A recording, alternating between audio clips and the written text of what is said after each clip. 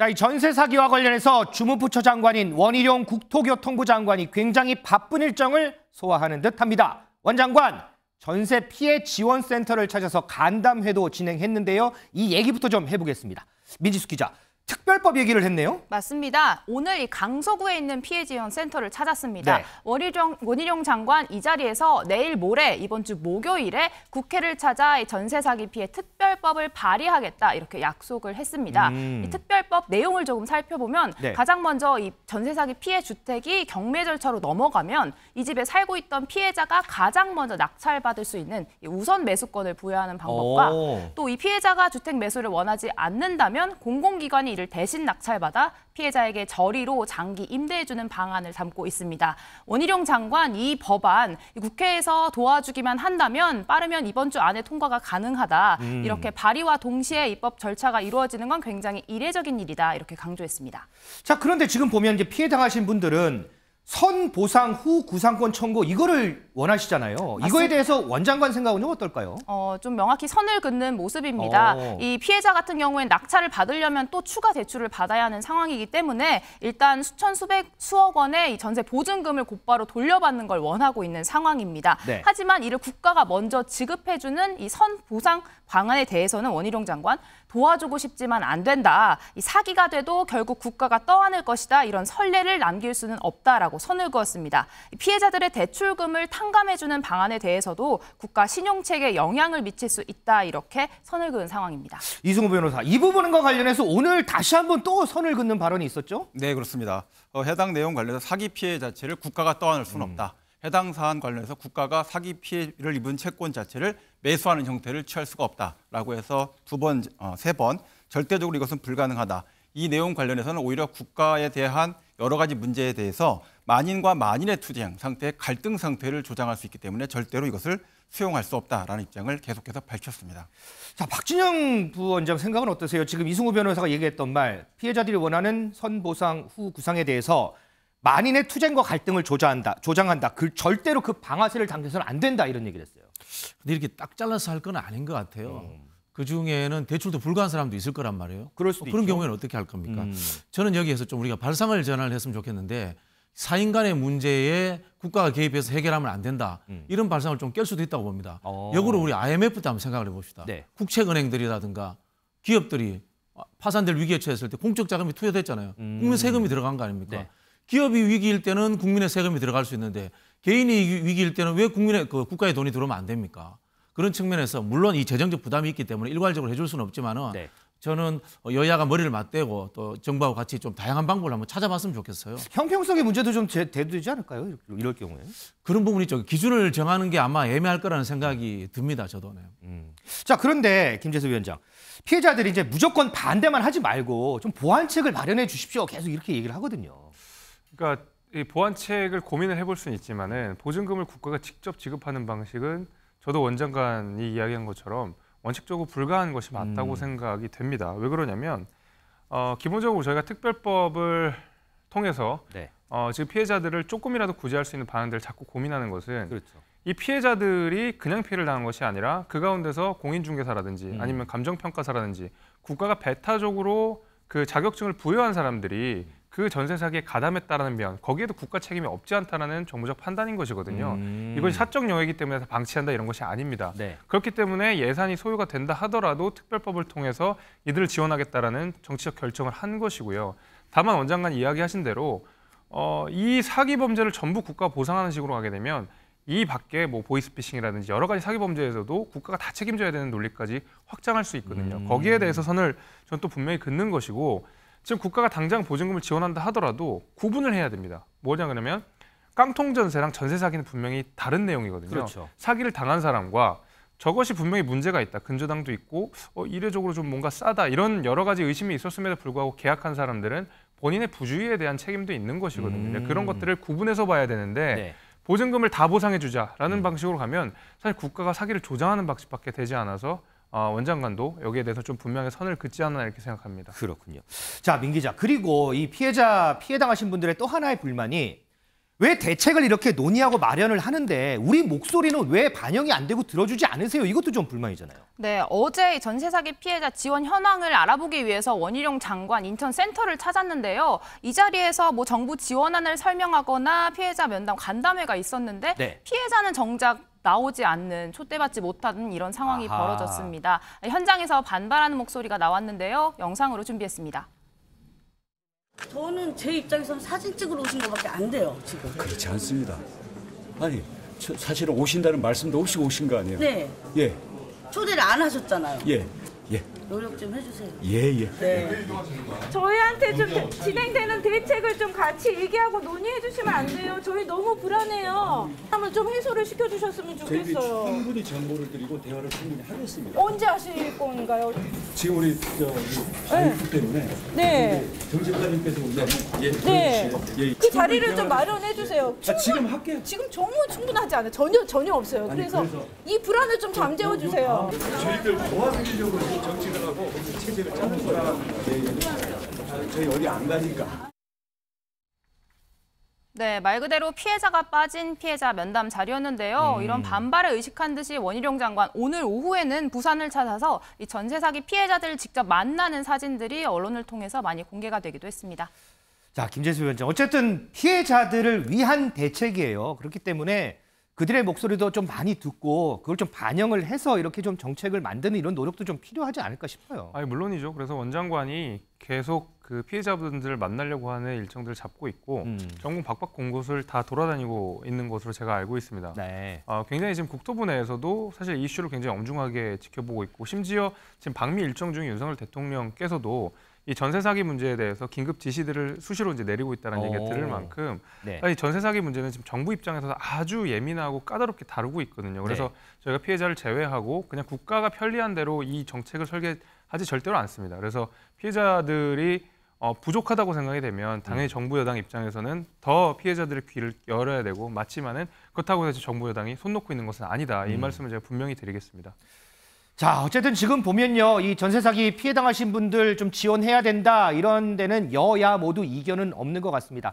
하나하나 실타래를 좀 차근차근 잘 좀 풀어갔으면 좋겠습니다.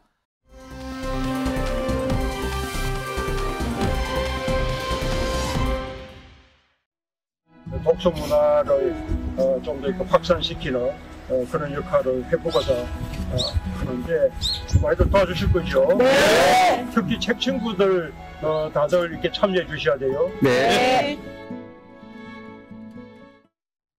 자, 이번 앵커의 픽에서는 문재인 대통령 관련해서 얘기를 좀 해보겠습니다. 이승우 변호사. 문재인 전 대통령이 일전에 사저 근처에 책방 열겠다 얘기를 했는데 지금 영상 보니까 진짜로 열었나 봐요. 네네. 평산 책방이라는 이름으로 현판식을 하신 장면을 지금 금방 보셨는데요. 이렇게 공식 행사 없이 주민들과 비공개 현판식을 하셨습니다. 지역에서 40여 평 정도 되는 이런 문화 공간이 만들어진 형태가 됐는데요. 경호구역 내에 설치되어 있는 형태의 책방입니다. 동네 주민들과 같이 아직 영업이 시작되지 않은 책방이긴 하지만 평산 책방에 모여서 떡과 다과를 나누면서 조촐하게 책방을 개점하는 문재인 대통령다운 형태의 시작이었다라고 말씀드릴 수 있겠습니다. 자, 지금 문재인 대통령의 사저가 있는 경남 양산 이 평산 마을에 평산 책방이 위치가 돼 있습니다. 자, 면적을 규모를 보니까 지상 1층의 건물 연면적이 142.8제곱미터라고 하는데 지금 뭐 서류라든지 여러 가지 절차들이 좀 남아 있어서 실제로 문을 여는 시기는 아마 다음 주가 될 거다 이런 얘기가 좀 나옵니다. 박준영 부원장. 네. 이 사저에서도 사저도 지금까지 여러 정치인들 많이 가고 만나고 했는데 책방이 문을 열면 정치인들 더 많이 찾아가지 않겠어요? 그렇다 보면 이런 해설들도 나와요. 여기가 소위 친문 지지자들의 또 구심점 역할을 하는 거 아니냐 이런 얘기도 나오거든요. 정치인들이 찾아오는 건 어쩔 수 없지만요. 그걸 언론에 홍보하고 또 정치적으로 활용을 안 했으면 좋겠어요. 아하. 지난번에 정치인 몇 분이 왔었는데 이재명 대표와의 관계를 물었는데 세 사람이 다 다른 이야기를 했단 말이에요. 그랬었죠. 맞아요. 박용진 의원, 박지원 원장, 최재성 의원 셋 다 이야기를 하니까 가만히 있는 문재인 대통령을 당내 정치의 중간으로 끌고 왔단 말이에요. 저는 그런 일은 없었으면 좋겠다 이런 생각이 들고요. 한편으로 보면 또 윤석열 정부와 국민의힘에서도 전 정부 탓을 해서 문재인 대통령을 비판하는 일 이제 좀 자제했으면 좋겠어요. 역사 속으로 좀 보내주셨으면 좋겠다 이런 생각이 들고 원래 문재인 대통령이 활자 중독이라고 할 만큼 책 읽는 걸 좋아하세요. 저도 그 당대표 하실 때 비서실에서 제가 모셔봤는데 네. 늘 뭐 읽는 걸 좋아하시고 또 책 구절을 남에게 소개하고 이런 걸 좋아하시기 때문에 퇴임 후에 대통령으로서의 문화활동 그리고 또 이 평산마을에 내려감으로 인해서 지역 주민들에게 보내는 좀 미안한 감도 있으실 거예요. 동네가 시끄러워져서 그런 부분들에 대해서 봉사의 측면으로서 책방을 열었으니까 언론에서 조금 관심 좀 줄여주시면 고맙겠다 이 말씀 드리고 싶습니다. 자, 그러면 문재인 전 대통령은 이 책방을 어떻게 운영할 생각일까요? 직접 한번 들어보실까요? 여기는 이제 안에 들여다보셨는지 모르겠지만 들여다보셨죠? 네. 제가 이제 곧 다음 주 정도 오픈하려고 예정하고 있는 책방입니다. 보시다시피 책방하고 작은 도서관 구설하고 있는데 책방에도 작은 도서관에도 책들이 이미 들어와 있는 상태고 이제 절차만 다 마치면 언제든지 오픈할 수 있는 상태에 되어 있습니다. 아주 기대가 큽니다. 평산 책방의 책 친구들이라는 북클럽을 온라인으로 운영하려고 합니다. 그걸 통해서 함께 온라인상으로 함께 책 읽고 함께 독후감을 나누기도 하고 저 어제 또 도서지방 같은 데 또 우리가 함께 또 책을 보내기 운동하기. 김정숙 여사가 우려할 만큼 아주 꿈이 많이 원대한 것 같습니다. 김재수 위원장, 또 하나 해설이요. 자, 지금 민주당이 이제 돈봉투 의혹 사건 때문에 좀 어수선하고 시끌시끌하고 공천도 좀 있으면 다가오고 이제 총선도 다가오고 공천도 다가오고. 자, 이런 시기에 책방을 연다? 또 여기에 대해서 또 여러 해설들이 붙어요. 바로 그 지점입니다. 문재인 대통령께서 뭐 오랜 정치 경험도 있으시고 대통령까지 하셨었는데 지금 책방을 연다는 것 자체에 정치적 의미가 부여되지 않을 거라고 생각하지 않으셨을 거라고 봅니다. 당연히 본인이 하시는 행동 하나하나가 정치적 파장을 일으킬 거라고 생각하셨을 텐데도 불구하고 지금 책방을 열었다는 것은 저는 분명히 정치적인 의미가 담겨 있다고 생각이 되고요. 얼마 전에 박근혜 전 대통령이 대구에 있는 모 사찰에 방문한 일을 가지고 굉장히 많은 정책 해석들이 난무했었거든요. 네. 그럼에도 불구하고 문재인 대통령은 어느 방문 정도가 아니라 본인의 사저 안에 책방을 열었다라는 굉장히 의미 있는 행동을 하신 겁니다. 이건 당연히 정치적으로 해석할 수밖에 없고요. 뭐 당연히 얼마 전에 우리 한동훈 장관이 이 펠로폰네소스 전쟁사를 책에 끼워왔었고 송영길 대표가 귀국하는 당시에 또 이렇게 책을 끼고 와서 그 책의 내용이 뭐냐 가지고 해석이 분분하지 않았습니까?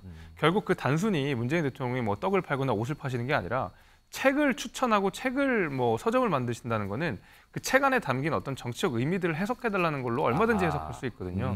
저는 그래서 이걸 단순히 어떤 지역 봉사 차원이라든지 본인 어떤 노후 생활의 대비라든지 이런 차원이 아니라 분명한 정책 메시지를 담고 있다라고 생각이 됩니다. 자, 지금 여러 해설들에 대한 논평을 들으셨는데 다음 주부터 본격적으로 운영된다고 하는데 자, 어떻게 운영이 되는지 그리고 그 속에서 또 어떤 얘기들이 나오는지 저희가 한번 좀 지켜보도록 하겠습니다. 자, 그리고요. 문재인 정부에서 법무부 장관을 지낸 조국 전 장관 얼마 전에 북 콘서트를 했죠. 거기서 저는 자연인으로 살겠습니다. 이런 얘기를 했습니다. 그리고 그때요. 거기 이제 방청객으로 온 한 분이 질문을 했어요.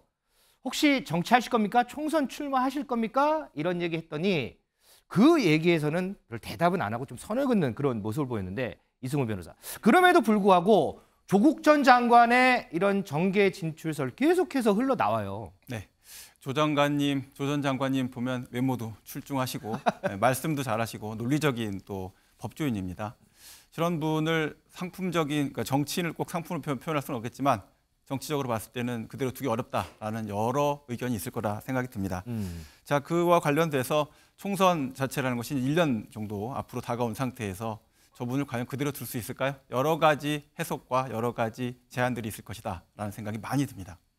자, 관련해서 이제 심평 변호사도 조국 전 장관의 이런 총선 출마설에 상당히 조금 힘을 실어주는 이런 발언을 했는데 김재수 위원장, 국민의힘 내에서는 조국 전 장관의 앞으로의 활동 그리고 특히나 이제 총선 출마 관련해서 좀 어떻게 보고 계세요? 조국 전 장관이 나오면 땡큐다 뭐 이런 입장일 것 같습니다. 왜 그러냐면 조국 전 장관이 장관으로 임명된 당시에 서초동이랑 광화문에서 대한민국이 반으로 쪼개졌습니다.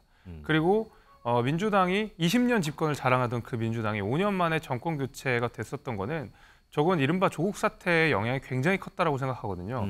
젊은 세대가 민주당에게 등을 돌리게 된 계기, 불공정, 이것을 다시 공정으로 전환시키려고 했었던 윤석열 후보가 대통령이 된 이유 이런 것들을 생각해 보면 민주당에서 조국 전 장관이 다시 나온다라고 하는 것은 그나마도 민주당에 정부쳐 보려고 했던 젊은 세대가 다시 한번 등을 돌리게 되는 결과가 나올 거라고 생각하고요.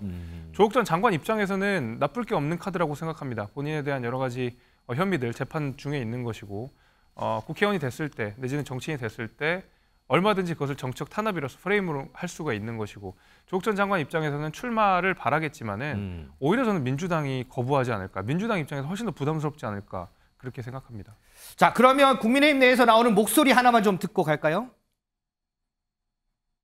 심평 변호사의 발언에 대해서 너무 언론이 과하게 주목할 필요는 없다고 생각하고요. 과하게 주목할 필요 없다. 그리고 그 정치를 사실 한 번도 해본 적이 없는 분이지 않습니까? 조국 전 장관이 대권 주자가 될 가능성은 저는 개인적으로 없다고 생각하고 그래요? 내년 총선에서 조국 전 장관이 민주당의 주요한 핵심 축으로서 선거를 치르게 된다면 민주당에서도 선뜻 동의하기가 어려운 측면이 아닐까라고 생각합니다.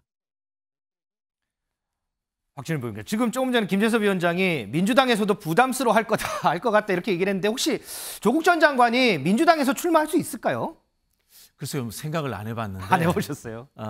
그 당시 이제 서초동에 있었던 이 이념이 갈라진 집회들을 생각하면 한쪽은 윤석열 대통령 편이에요. 그렇지 않습니까? 한쪽이 조국 장관을 지지하는 편이었다면 네. 그럼 지금 윤석열 대통령 지지도는 얼마나 나옵니까? 국민들은 그때 윤석열 대통령에 대한 지지가 더 높았는데 지금 대통령이 돼서 하는 거 보니까 우리가 잘못 판단했을 수 있어? 이런 생각도 할 수 있지 않을까요? 뭐 이건 사실 넌센스인데 네. 제가 보기에는 현재 조국 장관이 실형 선고를 받았고 1심에서 그다음에 본인 입장에서 어떻게 보면 민정수석하고 장관하면서 이 가족이 도륙된 상황 이런 거에서 저는 아마 정치가 징글징글하다 이런 생각 들 것 같아요. 크게 뭐 생각이 없지 않을까 그렇게 생각합니다. 네. 자, 심평 변호사가 지금 조국 전 장관이 공천 관련 문제를 검토하고 있을 것이다 이렇게 점을 쳤는데 민지숙 기자, 한동훈 법무부 장관 관련해서도 언급이 있었죠. 맞습니다. 이 추미애 법무부 장관이 어제 SNS에 글을 하나 올렸습니다. 이 글에서 한동훈 장관을 저격하는 내용을 담았는데요. 마약 정치로 주목받으려는 조급함이 보인다. 정치를 하고 싶다면 직에서 내려와서 해야 한다고 비난했습니다. 한동훈 장관 이 글에 대해서 오늘 직접 이렇게 맞받아쳤는데요. 영상으로 보고 오시죠. 법무부 장관은 수사를 평가하는 입장은 아니고요. 중대한 사안이고 국민들의 관심이 집중된 사안인 만큼 공정하고 객관적으로 검찰이 수사할 거라고 생각합니다. 민주당 일각에서는 뭐 정치 탄압이다 이런 얘기도 제가 그 말씀 열심히 여러 번 드렸죠. 동의하지 않으시잖아요. 추미애 전 장관이 마약 정치를 중단하라는 취지로 비판했는데요. 이게 마약 정치요? 저는 어떤 정치인들에게는 정치가 끊기 힘든 마약 같은 거다라는 말은 제가 들어봤는데 들어보셨죠 그런 얘기.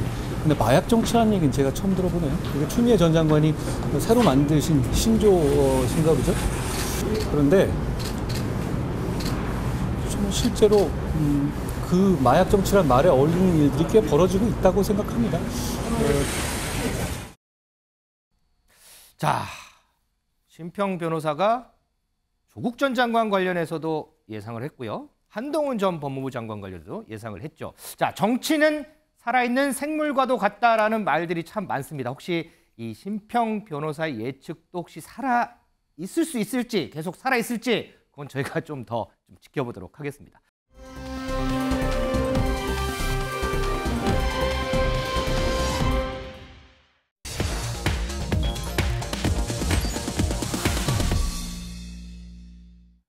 자, 미국을 국빈 방문 중인 윤석열 대통령 관련한 얘기 좀 더 해보겠습니다. 민지숙 기자, 윤 대통령 미국 도착하자마자 일정들이 엄청 빡빡하더라고요. 맞습니다. 오늘부터 본격적인 일정이 시작이 됐는데요. 미국 워싱턴 인근 공군기지에서 내린 대통령 부부 화동들에게 꽃다발 선물을 받으면서 큰 환영을 받았습니다. 네. 그러고 나서 첫 번째 일정으로 넷플릭스 CEO를 만났는데요. 이 자리에서 한국 드라마와 영화 등 이 K 콘텐츠에 무려 3조 3천억 원의 투자를 약속받았습니다.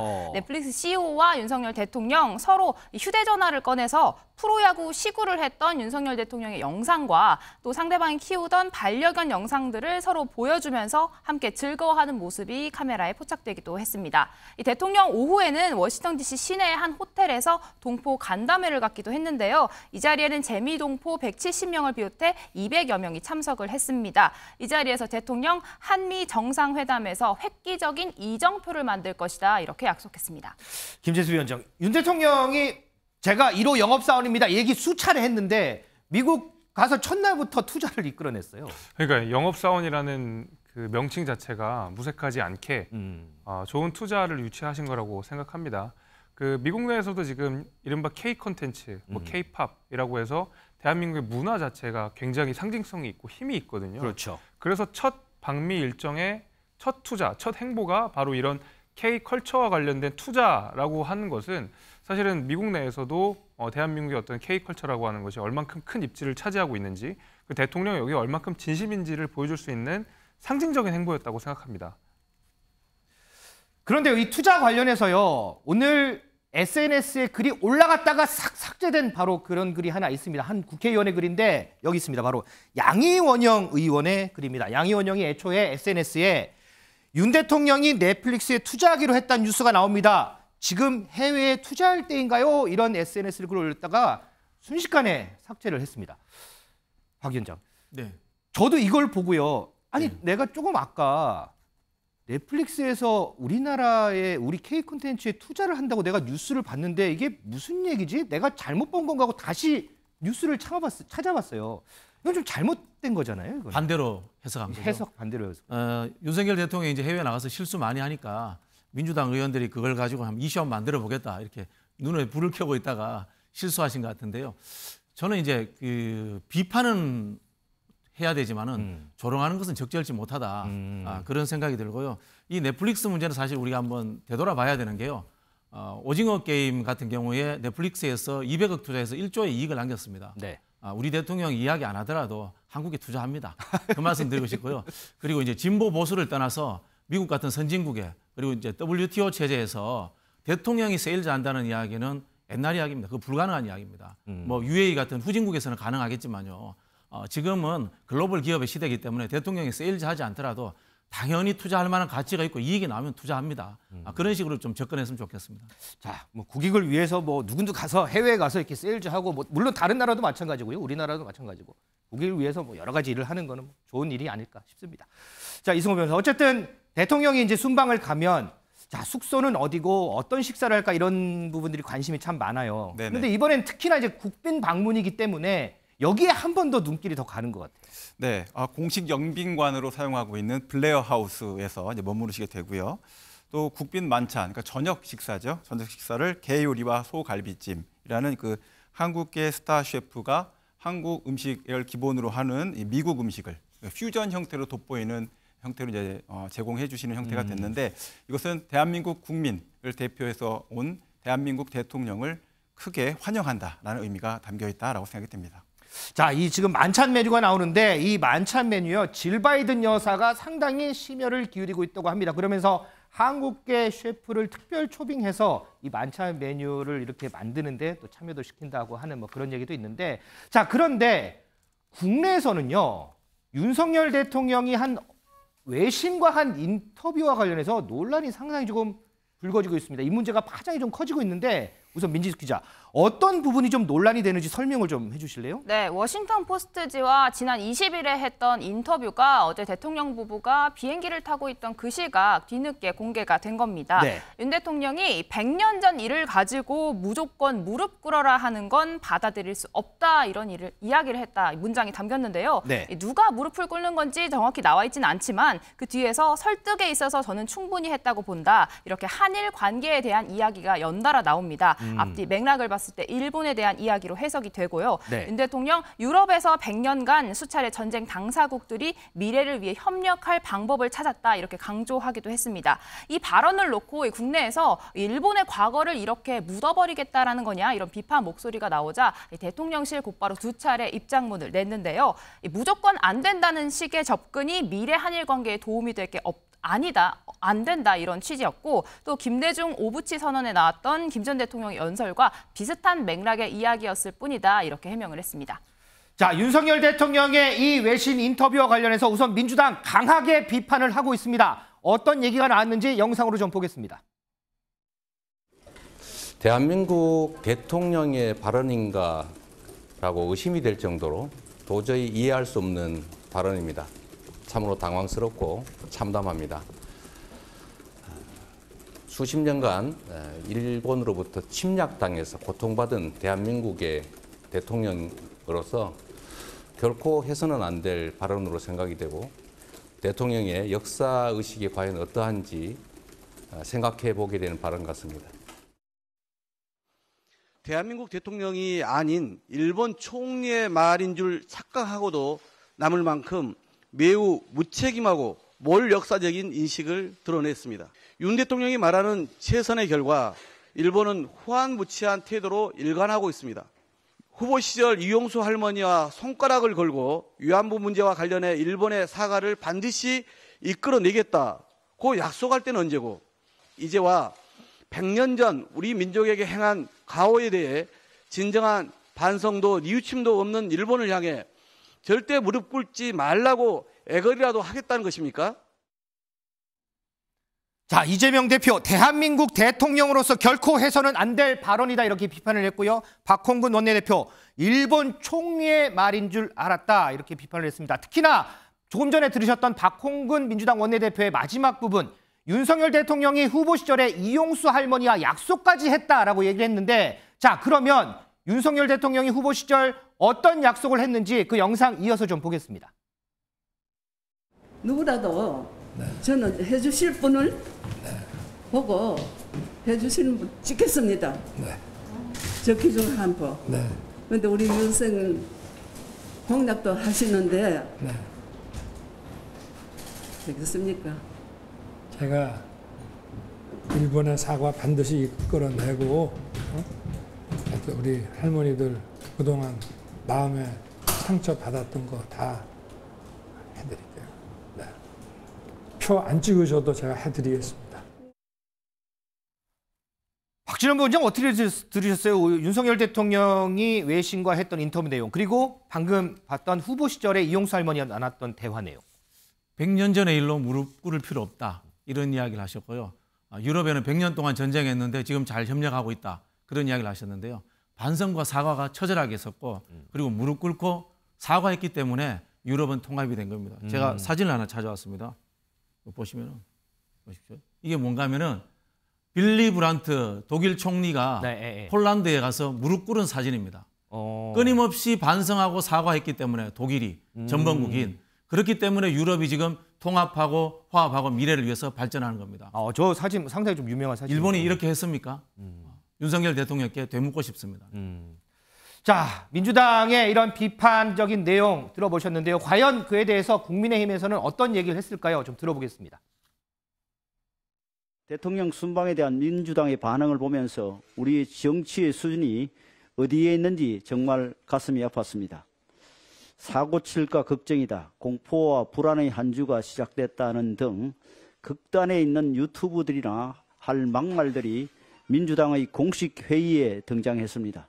민주당은 외교까지 정쟁의 수단으로 삼는 나쁜 관성에서 벗어나 무엇이 진정 국가와 국민을 위한 길인지 다시 생각해 보시기 바랍니다. 김재섭 위원장 어떻게 보세요? 어쨌든 공통적으로 지금 윤석열 대통령의 이 발언은 주어가 빠진 오역 때문이다 그렇다. 국민의힘에서는 그러거든요.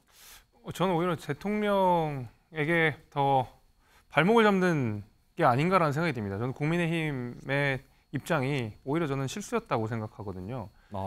사실은 앞서서 이제 지적해 주신 대로 일본과의 관계 문제는 대한민국 국민들의 정서를 같이 헤아리면서 해야 되는 것이기 때문에 굉장히 조심스럽게 접근해야 되고 일본 문제를 건드리는 순간 지지율 하락은 저희가 무조건 감당을 해야 되는 그런 상황입니다. 그럼에도 불구하고 윤석열 대통령이 저런 이야기를 하게 된 까닭은 결국 100년 전의 위협이 아니라 현존하는 위협, 북한과 중국과 러시아, 그다음에 북핵 위기, 그다음에 한반도의 어떤 핵 상황 이런 것들을 고려해서 정면 돌파를 시사를 한 건데 오히려 그것을 무리하게 방어하다 보니까 사실은 뭐 주어라든지 이런 사실은 불필요한 논란들이 난 것 같거든요. 그리고 대통령실 입장은 오히려 정면 돌파하겠다라는 것 같아요. 이것이 지지율 하락이 있다 하더라도 지금 당장 현존한 위협을 제거하기 위해서는 어쩔 수 없이 해야겠다라는 판단을 한 것 같은데 오히려 국민의힘이 이것을 무리하게 변호를 하려다 보니까 약간 국민 정서와 떨어진 내용들을 한 것이 아닌가 생각하고 당연히 대통령실 그다음에 대통령 입장에서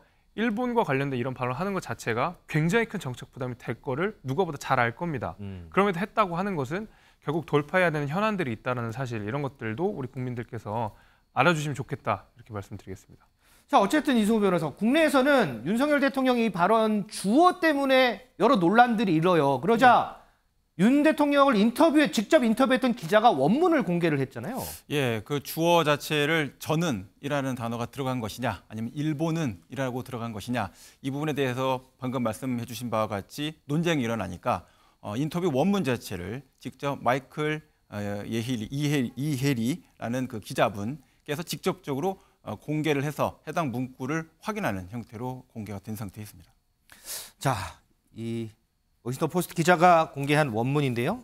100년 전 일을 가지고 무조건 안 된다, 무조건 무릎 꿇어라라고 하는 이거는 저는 받아들일 수 없습니다. 그래서 이제 저라는 부분에 대한 주어, 이제 원문을 공개했는데 과연 이 부분이 어떻게 받아들일지 이 부분에 대한 좀 해석은 시청자 여러분께 조금 더 맡겨놓겠습니다.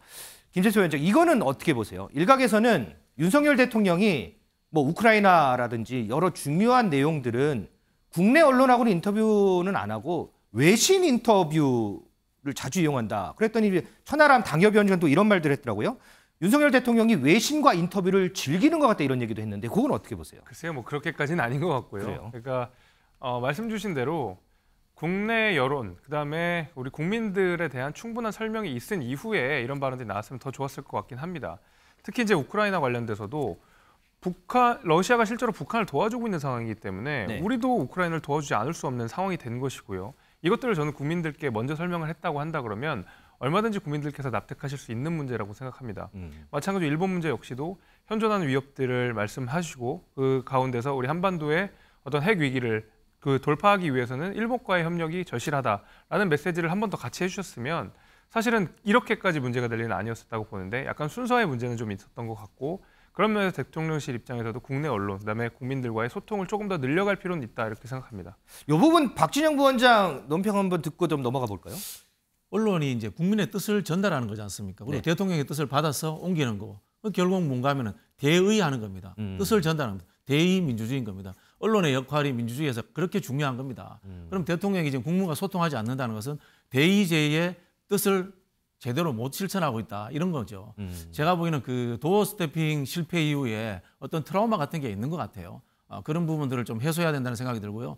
그것을 해소하기 위해서는 저는 대통령이 독단적으로 정책 결정을 할 것이 아니라 지금 한반도 관련되는 외교안보 정책이 완전 바뀐 거지 않습니까? 과거에 있던 보수 정권과도 또 다르단 말이에요. 그러면 일단 국민의힘과도 충분히 상의를 하고 야당과도 충분히 상의하고 그 결과를 가지고 외교를 해야 됩니다. 그러면 대통령에 대해서 과도하게 비판할 일이 없어집니다. 그런 절차를 갖추지 않으니까 지금 대통령이 외국에 나서 작은 실수하는 것에 대해서 지금 민주당 의원이 막 지켜보고 막 글을 쓰고 이런 일들이 벌어지는 거 아니겠습니까? 저는 국민의힘이 대통령을 무조건 편들 것이 아니라 대통령께서 야당과 협의하시라라고 조언을 해야 될 때다. 이런 말씀 드리고 싶네요.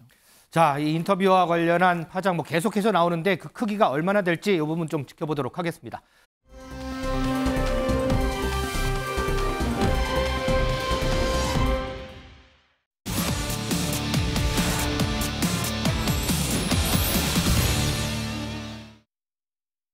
네, 지금 귀 기울여 들을 만한 뉴스 플레이리스트.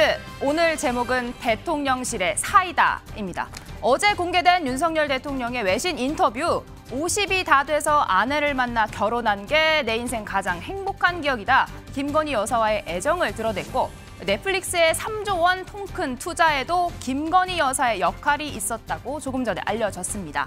대통령실 콘텐츠에 관심이 많았던 영부인에게도 사전 보고를 했었다 이렇게 밝혔는데요.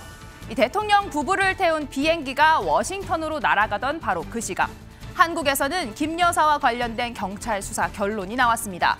먼저 대통령실의 1호 고발 사건, 바로 민주당 장경태 의원의 캄보디아 사진 조명 의혹입니다. 외신과 사진 전문가들은 최소 2개, 3개 조명까지 설치해서 사실상 현장 스튜디오를 차려놓고 찍은 컨셉 사진으로 분석합니다. 보통 도둑질 하는데 조명을 켰다 안 켰다가 중요하겠습니까? 도둑질 한 게 중요하겠죠. 그 글에서도 근거와 출처를 다 밝혀놨습니다. 아마 그러니까 그 환우가 있는 그 장소에 있는 상태에서 촬영을 했고요. 조명 시설을 가져간 사례가 전혀 없다고 제가 확인했습니다. 네, 어제 경찰은 전문가 감정 결과 현장에 조명은 없었고 장 의원이 근거로 된 외신이나 전문가는 실체가 없었다. 즉 명예훼손이 맞다며 사건을 검찰로 넘겼습니다. 같은 당 우상호 의원도 대통령실로부터 고발을 당했죠. 바로 김 여사가 정의용 당시 외교장관의 부인을 무례하게 대했다는 이 발언 때문이었습니다. 강하지 않고 오셨겠죠. 그리고 외교부 장관 그 사모님에게 70대가 넘으신 분한테 이 안을 둘러봐야 되니 잠깐 나가 있어 달라고 해서 바깥에 정원에 나가 계셨고 그 사이에 그 안을 둘러봤다. 네, 하지만 경찰은 당시 외교장관 부인은 외출 중이어서 김 여사 일행과 아예 마주친 적이 없다. 명예훼손 결론을 내렸습니다. 이 같은 경찰 수사 결과에 국민의힘 곧바로 공세에 나섰습니다. 그 가짜뉴스의 내용이란 것도 김 여사가 외교부 장관 부인에게 나가 있어달라고 했다. 캄보디아에서의 심장병 아동 방문 사진에 조명이 사용됐다는 등 너무나도 저급하고 악의적입니다. 이번 검찰 송치가 아니면 말고식의 무책임한 가짜뉴스로 정치적 이익을 얻어보려는 구태 정치에도 경종을 울리는 계기가 되길 바랍니다. 아니면 말고식의 가짜뉴스, 의혹의 출발점이 된 첼리스트가 전 남자친구를 속이려고 거짓말했다 이렇게 뒤늦게 해명한 일명 청담동 술자리 의혹에 대해서 한동훈 장관 10억 원 손해배상 소송으로 김의겸 의원과 전면전을 선포했죠. 청담동에 있는 고급스러운 바였고요. 그 자리에는 그랜드 피아노가 있었고 첼로가 연주됐습니다. 기억나십니까? 의원님은 계속 저한테 허황된 거짓말만 해놓으신 다음에 끝난 다음에 사과도 안 하시잖아요. 의원님, 저는 다 걸게요. 의원님 뭐 거시겠어요? 이번에도 흐지부지 넘어간다면 이분은 앞으로 계속 그러지 않겠습니다. 윤석열 정부가 듣기 싫은 소리, 쓴소리, 불편한 소리, 이건 형사 고소로 또 돈으로 입을 틀어막겠다라고 하는 전략으로 보입니다. 네, 어제 윤석열 대통령의 이 풍자 만화 관련된 인권위원회 결론도 나왔는데요. 이 작품을 전시한 영상진흥원에 문체부가 경고한 것이 표현의 자유를 침해했다는 민주당의 주장 받아들여지지 않았습니다. 그동안 대통령실은 사실은 이렇습니다. 일명 이 사이다 홈페이지를 통해 가짜뉴스에 직접 대응해 왔는데요. 이 대통령실과 인수위가 야당 인사들을 명예훼손으로 고발한 사건 총 4건이 있습니다. 김건희 여사의 주가 조작 관련 김의겸 의원의 발언과 천공 관저 개입 의혹 관련해서는 아직 수사 결론이 나오지 않았습니다. 네, 이승우 변호사님, 이번에 명예훼손 관련해서 사건이 검찰로 넘어갔습니다. 네네. 법률가 입장으로 보시기에는 이 사건 명예훼손 성립이 될까요? 일단 허위 사실이라는 자체가 인정이 된다라고 한다면, 그러니까 뭐 현장에 조명이 있었느냐 없었느냐 문제, 그리고 한남동 공간을 돌아볼 때 외교부 장관의 부인을 만난 사실이 있느냐 없느냐, 이와 같은 사실관계와 관련된 문제에 대한 확인이 이루어진다고 한다면 허위사실 적시 명예훼손 문제가 적용될 수는 있는데요.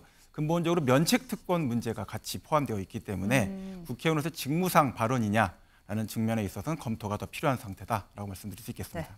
네, 박진환 부회장님, 장경태 의원이 경찰 수사 결과 듣고선 자신은 국민을 대신해서 의혹을 물어봤을 뿐이다 이렇게 이야기했어요. 어떻게 들으셨습니까? 정치적 논란이 될 수는 있다고 봅니다. 그것을 판단하는 것은 국민이고요. 그런데 모든 것들을 이 검찰로 재판으로 가는 것이 과연 적절한가라는 것은 우리가 한번 숙고해 봐야 된다, 그런 생각이 듭니다. 어쨌든 윤석열 정부 들어서서 정치면의 대부분의 기사가 고소고발로 가득 채워지고 있지 않습니까? 이게 과연 정상인가 이런 생각이 들고요. 그리고 또 김건희 여사 행보 관련해서는 닭이 먼저냐 계란이 먼저냐 이런 질문을 던지고 싶은 게요. 지난 대선 때 공개 행보 안 하시겠다고 했잖아요. 공개 행보 안 하셨더라면은 이런 것에 대해서 추측성 하나의 좀 의혹도 나오지 않지 않았을까, 그런 생각도 해봅니다. 네, 말씀 잘 들었습니다.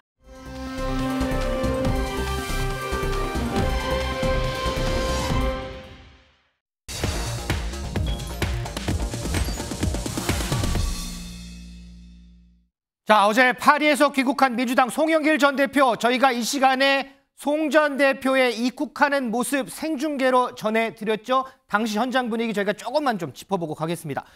이승우 변호사, 우리가 어제도 현장 생중계로 봤어요. 네. 공항에 인파가 엄청나게 많이 몰렸어요. 네, 그렇습니다. 300명이라고 추산되는데 사실은 뭐 현장 상황을 보니까 더 엄청난 인파가 모였던 것으로 보입니다.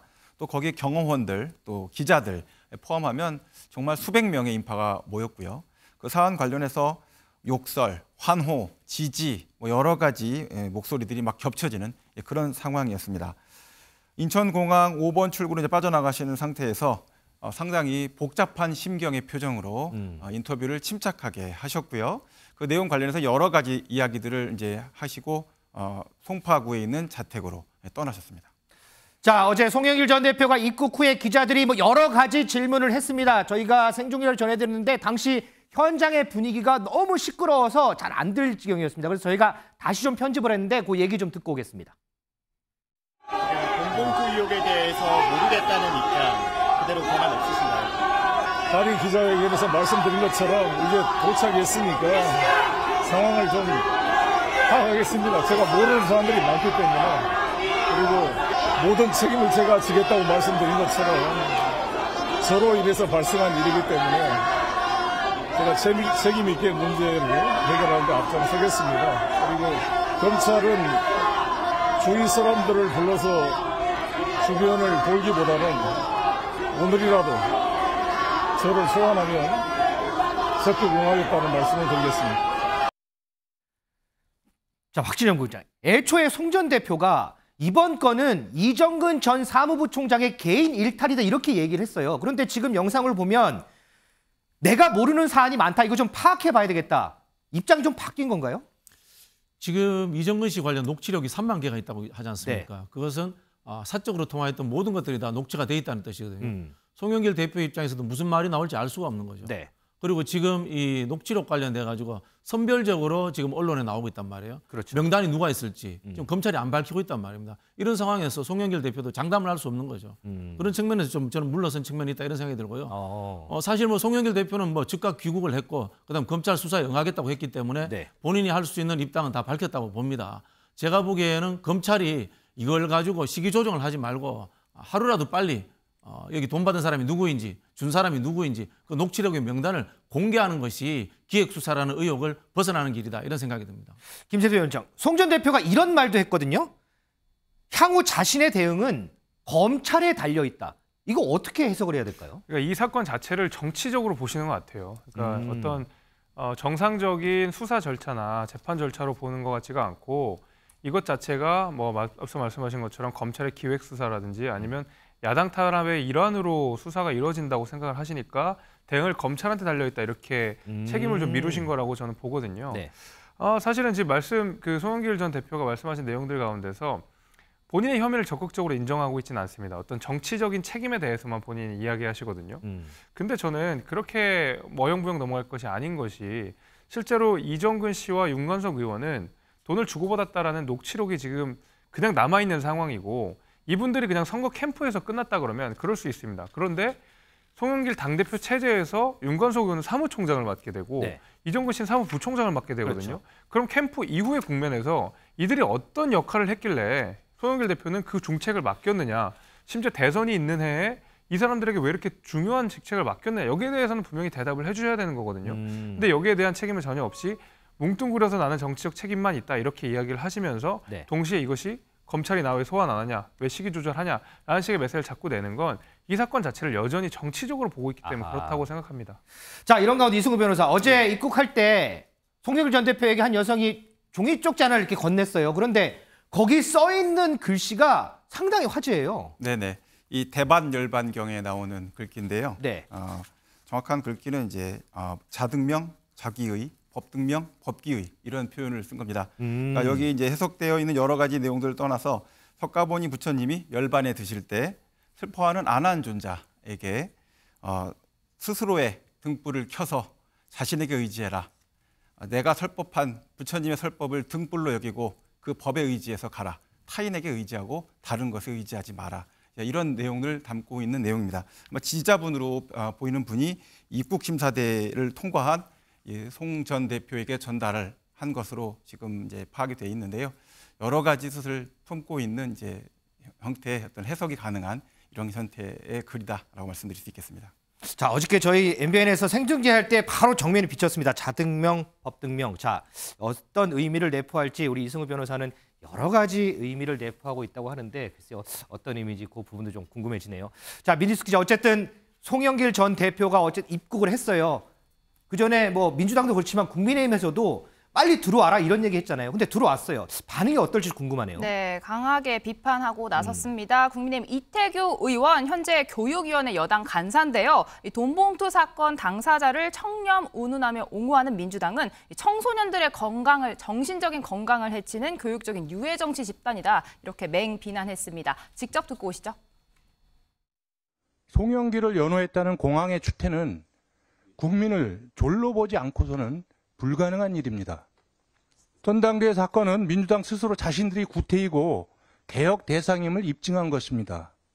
겉으로는 민주주의를 외치며 온갖 깨끗하고 정의로운 척은 혼자 다 하지만 속을 들추어보면 거짓과 위선, 부패로 가득 차 있습니다. 네, 천하람 당협위원장은요, 이 돈봉투를 돌린다는 수준이면 당연히 후보와 상의를 하게 되어 있다. 본인도 전당대회 당대표 후보를 해봐서 아는데 본인이 결코 모를 수가 없다. 이렇게 강하게 비판했습니다. 자, 그럼 반대로 민주당에서는 어떤 얘기가 나올까요? 강훈식 의원 얘기 좀 듣고 올까요? 제 개인적으로는 송 전 대표가 본인이 입장에서 진실규명을 위해서 할 수 있는 건 다 하겠다라고 밝힌 거라고 보고 네. 저는 그런 면에서는 좀 향후에 좀 어떤 반전의 계기가 되지 않을까 이런 기대도 하고 있습니다. 우리 당이 결국은 이 문제들을 좀 극복해내는 것은 혁신 네. 그리고 개혁해내고 네. 국민의 신뢰를 받을 수 있는 준비에 준하는 제2창당 수준까지도 나갈 수밖에 없는 것 아니냐. 궁극적으로는 그렇게 봅니다. 박지원 본부장. 네. 당 쇄신의 계기가 되지 않겠냐 뭐 이런 얘기를 하거든요. 그럴까요? 그렇게 만들어야죠.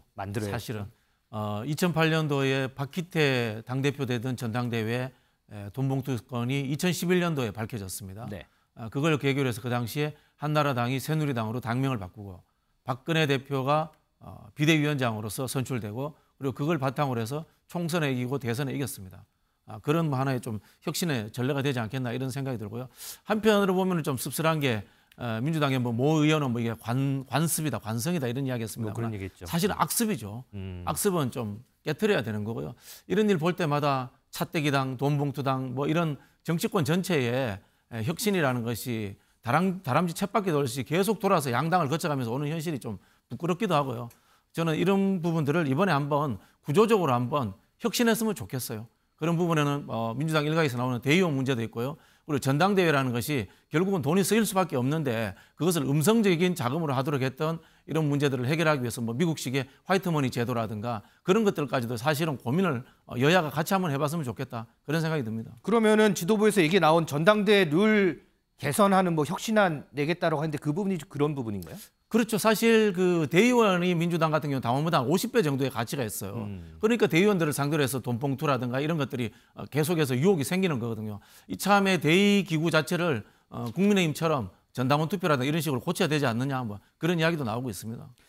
자, 이승우 변호사. 오늘 검찰이 송영길 전 대표에 대해서 출국 금지 조치를 내렸어요. 네. 자, 거기에 더해서 지금 강래구 씨 영장이 한 차례 기각됐는데 여기에 대한 보강 수사에 집중하고 있거든요. 뭐 재청구한다는 얘기도 있는데 만약에 이건 가정법이지만 만약에 또다시 기각된다면 향후 검찰의 이 수사 스텝은 좀 어떻게 좀 될까요? 일단은 영장 기각되게 되면은 이제 20일이라는 공소제기 제한을 받지 않기 때문에 수사가 장기화된다라고 정리해드릴 수 있을 것 같고요. 이 출국 금지 관련된 문제뿐만 아니라 여러 가지 문제에 관련해서 검찰의 행보는 구속영장이 발부되면 굉장히 빨라져야 되는 것이고 영장 발부가 이루어지지 않을 경우에는 수사가 장기화될 것이다라고 말씀을 드릴 수 있겠습니다. 자, 그러면 송영길 전 대표 출국 금지 조치를 내린 건 어떻게 뭐 일반 시청자분들 잘 모르실 것 같은데 어떻게 해석을 해야 되나요? 이게 이제 송 전 대표 본격적으로 수사를 하겠다라는 얘기 아니면 사전 정지 작업 차원에서 봐야 돼요? 사전 정지 작업으로 보시면 될 것 같고요. 현재 상태에서 출국 금지를 안 해도 이분 추국 현재는 못합니다. 정치적인 부담이 너무 크기 때문입니다. 아, 그렇군요. 자, 이런 가운데 민주숙 기자, 이정근 전 사무부총장에 대한 새로운 증언도 나왔더라고요. 맞습니다. 뭐 스폰서 이야기도 나오고 했는데 이정근 전 부총장이 전당대회 두세 달을 앞두고 직접 돈을 구하러 다녔다 이런 증언이 새롭게 나왔습니다. 앞으로 서운하지 않게 할 테니 자세한 이유는 묻지 말아달라라며 여기저기 돈을 구했다라는 이야기인데요. 이 전 부총장이 이렇게 직접 자금을 마련한 것으로 확인이 된다면 현재 알려진 9,400만 원을 넘어서 이 돈봉투 살포 금액이 억대로 늘어날 수 있는 상황이어서 이 수수 관련 현역 의원들도 더 늘어날 수 있는 가능성이 나오고 있는 상황입니다. 자, 지금 민지숙 기자 설명대로 이 수사 과정에 따라서 돈봉투에 관한 규모가 상당히 좀 늘어날 수 있을 것 같다 이런 예측도 많이 나오는데 향후 수사 상황 저희가 계속해서 좀 지켜봐야 할 것 같습니다.